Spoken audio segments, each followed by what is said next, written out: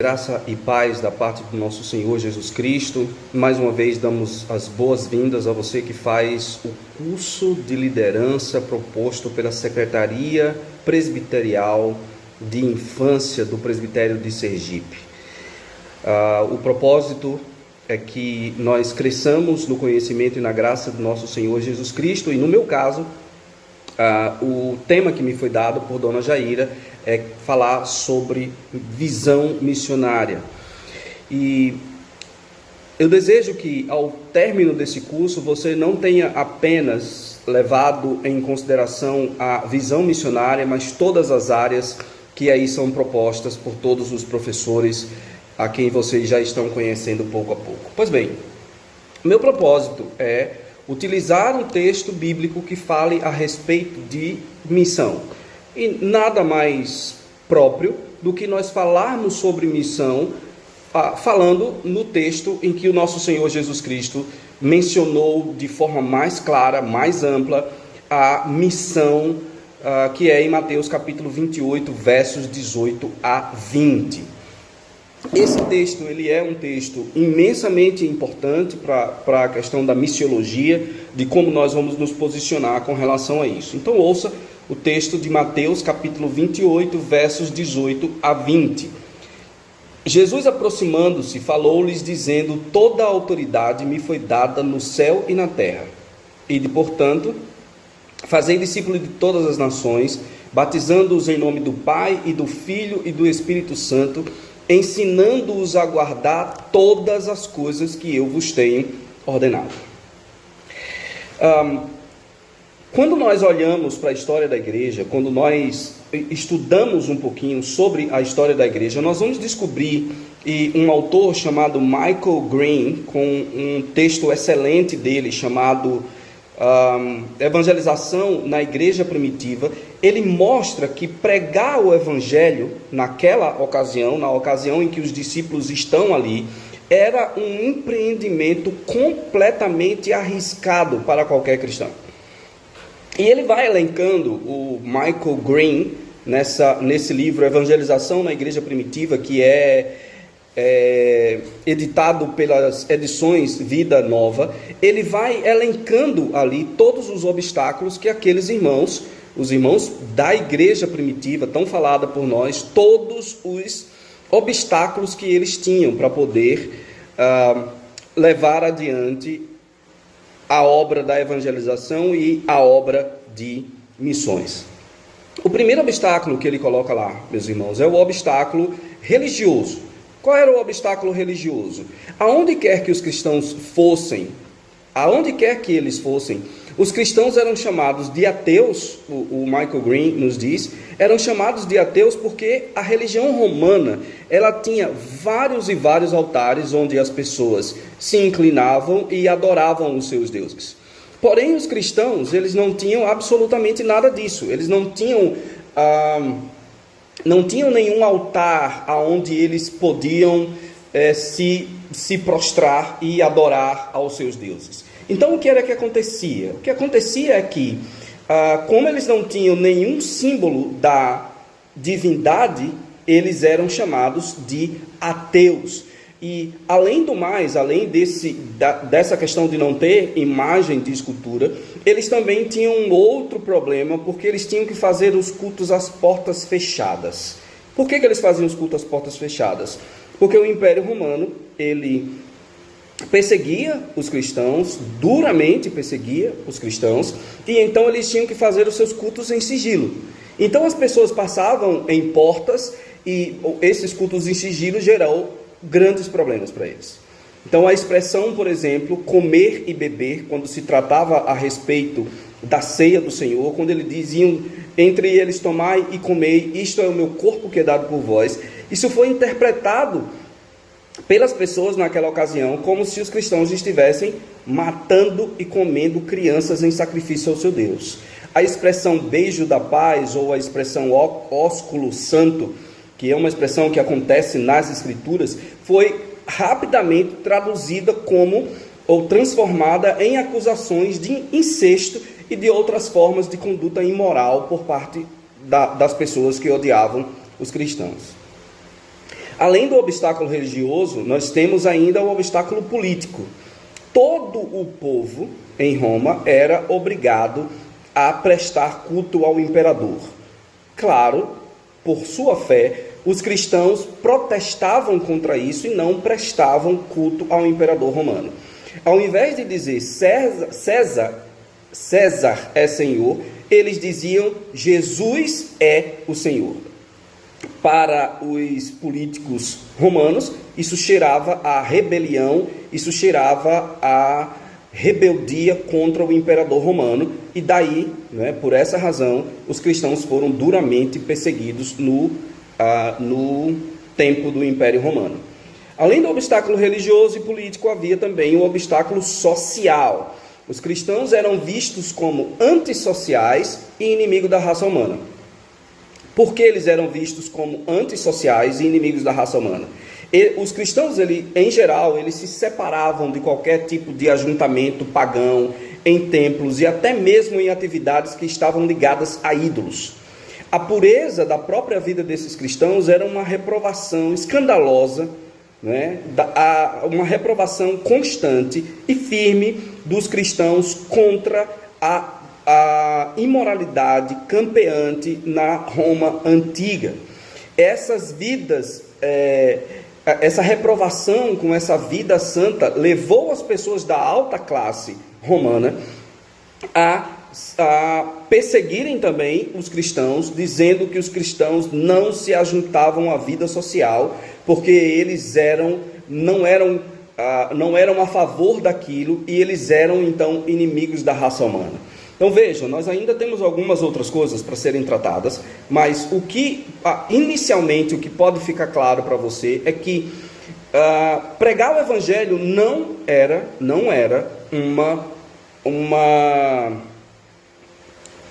pregar o evangelho não era algo que poderia ser feito de forma tranquila no Império Romano.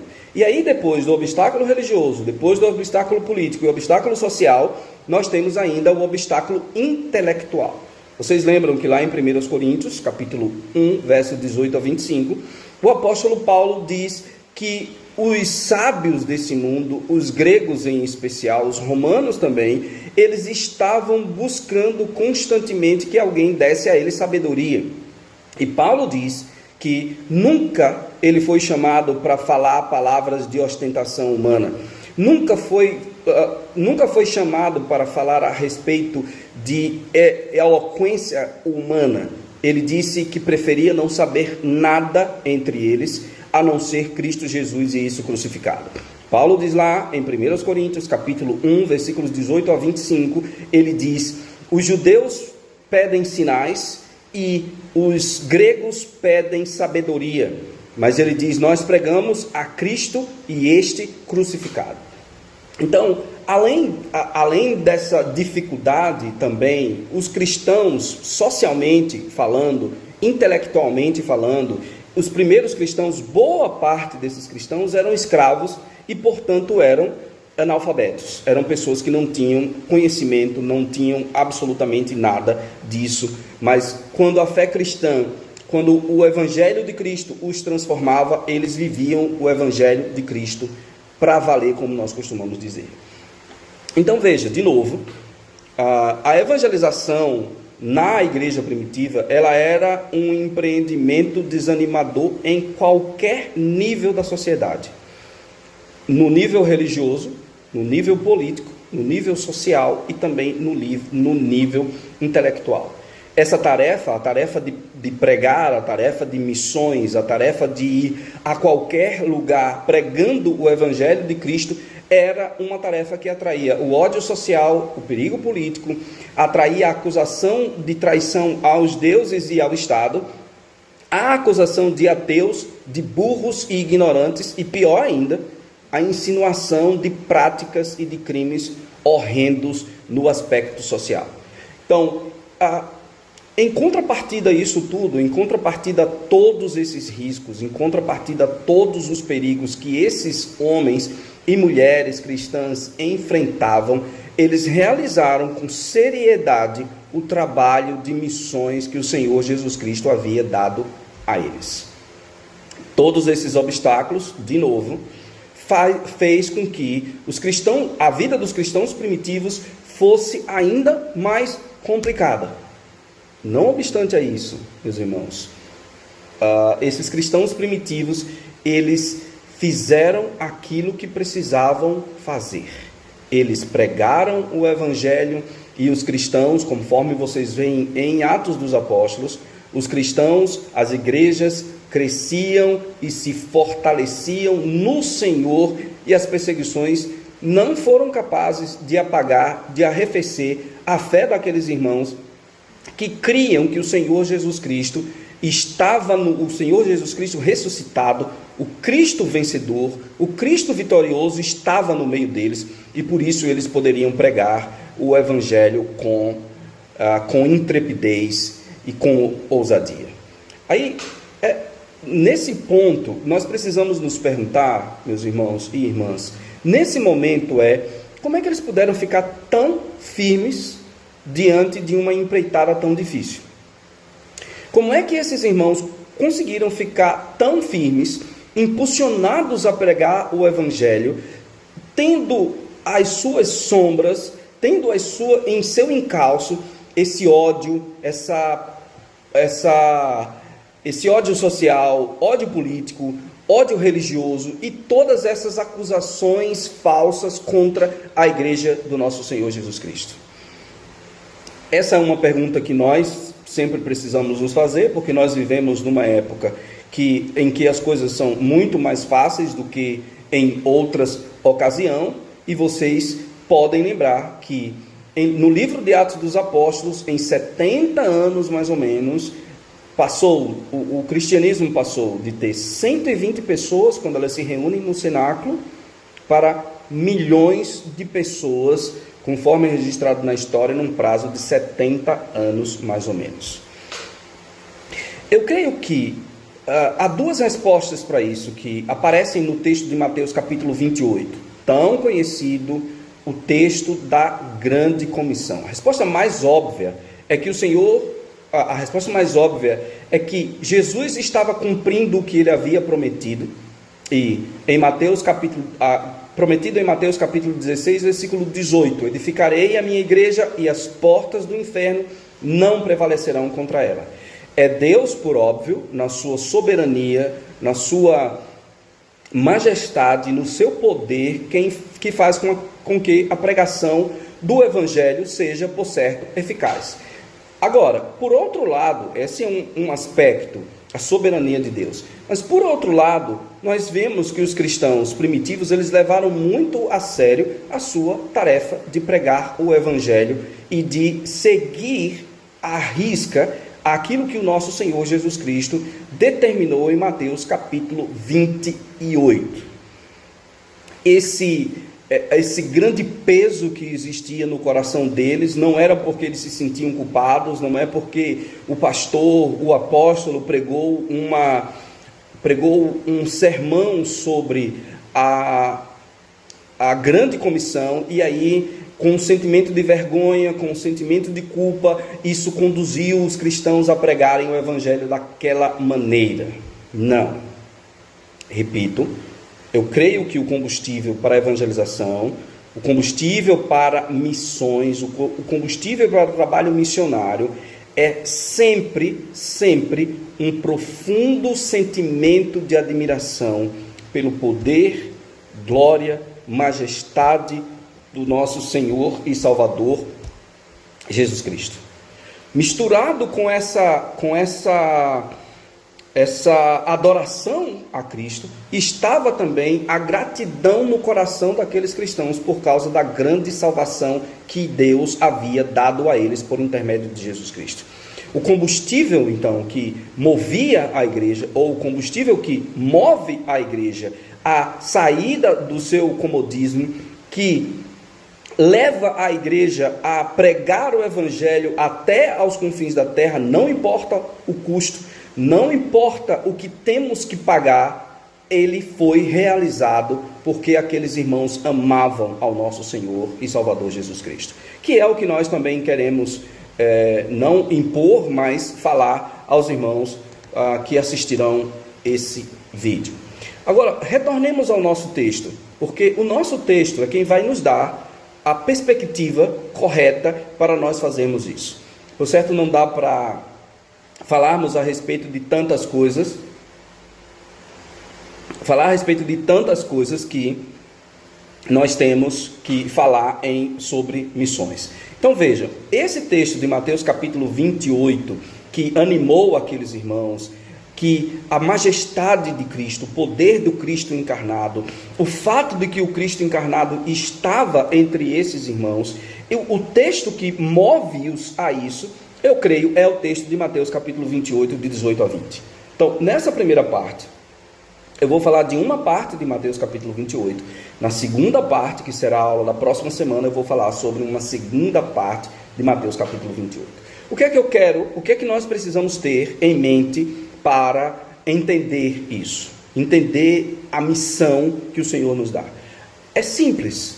Vejam que em Mateus capítulo 28, versículo 18, está bem claramente colocado quando o Senhor Jesus diz assim, quando Mateus escreve dizendo: Jesus, aproximando-se, falou-lhes dizendo, estava falando aos discípulos, Cristo já estava ressuscitado. E o que é que ele diz? Toda a autoridade me foi dada no céu e na terra. O que é que define a grande comissão? O que é que define o que nós vamos fazer? O que define o que nós vamos fazer essa é a primeira verdade do texto, a autoridade suprema de Cristo, a autoridade suprema do nosso Senhor Jesus Cristo é o que define a grande comissão. Você pode olhar o texto, você vai perceber que tem uma conexão aí, bem debaixo dos nossos olhos. Essa conexão entre a autoridade suprema de Jesus e o cumprimento da grande comissão, ela está claramente colocada aí. Por que que nós devemos sair? Eu estou na África atualmente, em Guiné-Bissau. Por que que nós devemos sair para fazer discípulos de outras nações? Porque devemos fazer discípulos de outras nações. Porque a Jesus de Nazaré, aquele que andou pela Galileia, que fez tantos milagres, que pregou o evangelho do reino constantemente, foi concedida toda a autoridade no céu e na terra. E talvez você pergunte, e é importante nós perguntarmos, como foi conferida essa autoridade a Jesus? Bom, há alguns textos aqui, eu vou citá-los e você possivelmente vai acompanhar na sua Bíblia, aí em casa. Jesus disse, por exemplo, em Mateus capítulo 11, versículo 27, todas as coisas foram entregues a mim por meu Pai, e ninguém conhece o Pai senão o Filho, a não ser o Filho, e aquele a quem o Filho quer revelar. Todas as coisas me foram entregues por meu Pai, para que eu possa revelar ao Pai que me deu essa autoridade. Mateus capítulo 11, versículo 27. Deixe-me abrir aqui. De novo, vou citar o texto de novo. Mateus 11, 27. Tudo me foi entregue por meu Pai. Ninguém conhece o Pai, ninguém conhece o Filho, senão o Pai. E ninguém conhece o Pai, senão o Filho e aquele a quem o Filho quiser revelar. No capítulo 3, verso 35 do Evangelho de João, nesse caso, também o Senhor Jesus Cristo fala da autoridade que o Pai deu a ele. Verso 35 ele diz: o Pai ama o Filho e todas as coisas tem confiado às suas mãos. Jesus diz aí que o Pai confiou todas as coisas à sua mão e que assim foi como o Pai quis. Em João capítulo 13, um texto fantástico para se pensar. João capítulo 13 diz o verso 3, João capítulo 13, verso 3, diz: sabendo falando de Jesus, que o Pai tudo confiara às suas mãos, e que ele viera de Deus, e que voltara para Deus, levantando-se da ceia, tirou a vestimenta de cima, e tomando uma toalha, cingiu-se com ela. Tomando uma toalha, cingiu-se com ela. E, seguindo um pouco, o Senhor Jesus, entendendo que Ele é Senhor, e Ele é Senhor, Ele fala de forma bem clara aquelas pessoas, aqueles discípulos com os seus pés sujos, que Ele estava plenamente consciente de quem Ele era. Ele diz no versículo número 14, ele diz: ora, 13 e 14, vós me chamais o mestre e o Senhor, e dizeis bem porque eu sou. Ora, se eu sou o Senhor e mestre, vos lavei, se eu sendo o Senhor e mestre, vos lavei os pés, também vós deveis lavar os pés uns dos outros. João capítulo 17, versículos 1 e 2, diz: tendo Jesus falado estas coisas, levantou os olhos aos céus e disse: Pai, é chegada a hora, glorifica teu Filho, para que o Filho te glorifique a ti, assim como lhe conferiste autoridade sobre toda a carne, a fim de que ele conceda a vida eterna a todos os que lhe destes. Vejam de novo: assim como lhe conferiste autoridade sobre toda a carne. Então, esses exemplos que as próprias Escrituras dizem, o Senhor Jesus está dizendo que quem define a comissão, a grande comissão, é Ele, por conta da autoridade suprema que Deus lhes deu. As ovelhas de Jesus, ele disse, vai ouvi-las. O Senhor Jesus Cristo mesmo diz, no verso 6 do capítulo 17, de João: manifestei o teu nome aos homens que me destes no mundo, eram teus e tu me confiastes, e eles têm guardado a tua palavra. E agora, essa autoridade de Jesus é uma autoridade para perdoar pecados, é uma autoridade em que o Senhor Jesus comissiona os seus discípulos para que eles vão e preguem o evangelho do Senhor. Aqui, irmãos, façamos uma pausa para nós entendermos isso. Onde começa a grande comissão? A grande comissão começa em Mateus capítulo 18, versos 18 a 20. A resposta é não. A grande comissão começou em Gênesis capítulo 3, verso 15, quando o Senhor Deus disse: porém inimizade entre ti e o descendente da mulher, tu lhe ferirás o calcanhar e este te ferirá a cabeça. Deus poderia ter tomado a decisão de exterminar a raça humana da face da terra, mas ao invés disso, Deus decidiu seguir o caminho da redenção. É por isso que Paulo fala em 1 Coríntios capítulo 15, ele chama o nosso Senhor Jesus Cristo de o último Adão. A morte dele reverteria todos os efeitos da queda.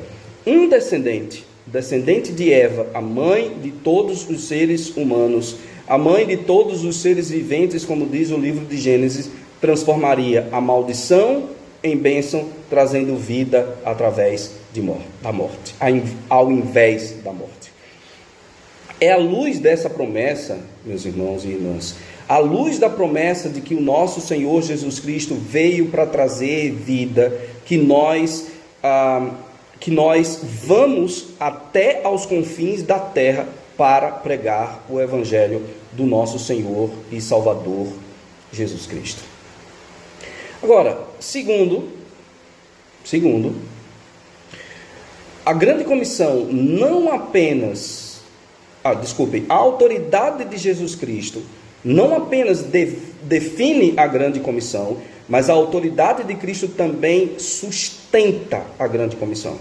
Não saímos a pregar o Evangelho na nossa própria força. A autoridade define e a autoridade sustenta a grande comissão. Lembrem, nós estamos aqui tentando responder a pergunta do que é que garante que essa evangelização e missões não podem falhar, ou o que é que nos motiva a pregar o Evangelho.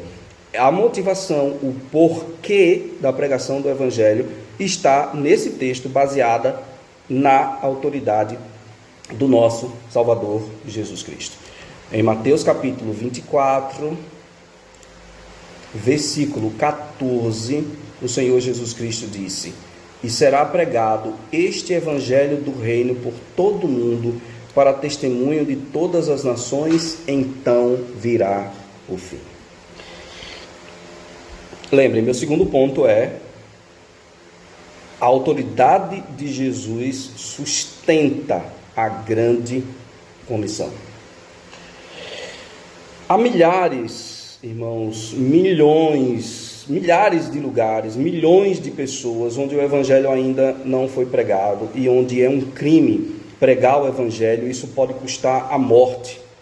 Aqui mesmo na Guiné-Bissau, algumas pessoas são duramente perseguidas nos lugares mais remotos por conta do animismo, por conta do islamismo. Muitas pessoas são ameaçadas de morte por conta da pregação do evangelho. Se Cristo quiser que o evangelho seja pregado nesses lugares, nada nem ninguém poderá impedir, porque ele mesmo disse: eu edificarei a minha igreja e as portas do inferno não prevalecerão contra ela.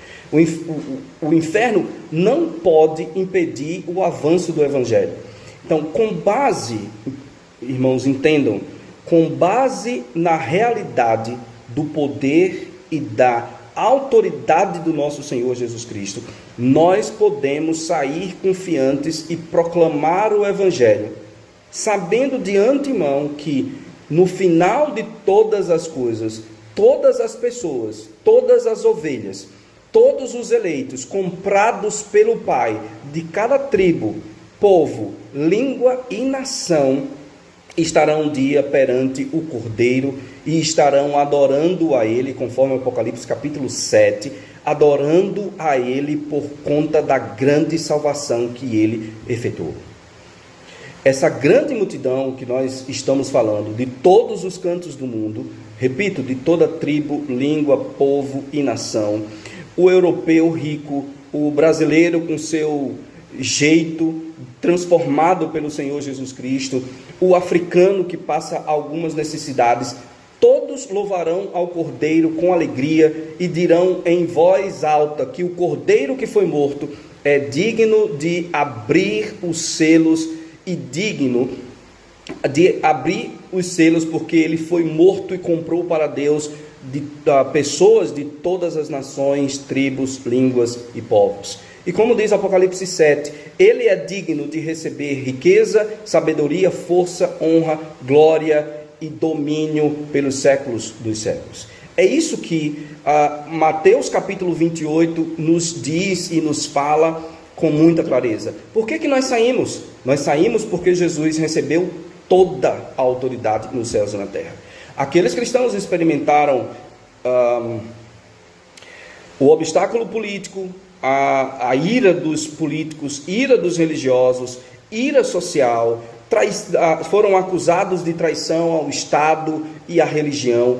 Eles enfrentaram o obstáculo intelectual, mas eles foram e pregaram o Evangelho. Nós também saímos, pregamos o Evangelho de Cristo, entendendo que o nosso Senhor Jesus Cristo, Ele estabeleceu que nós fôssemos na autoridade dEle e fizéssemos o que Ele nos mandou fazer.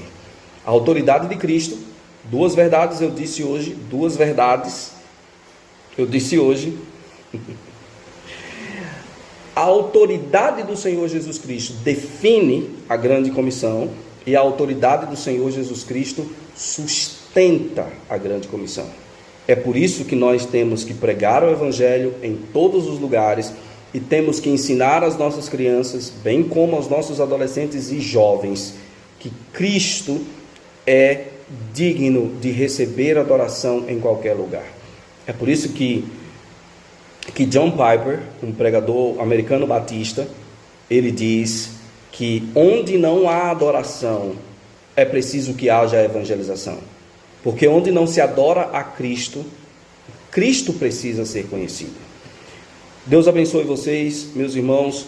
Na próxima semana, espero eu trazer para vocês uma palavra também baseada em Mateus capítulo 28 e uma palavra mais prática ao final da minha fala, da minha preleção. Deus abençoe a todos vocês e até a próxima semana, se o Senhor permitir.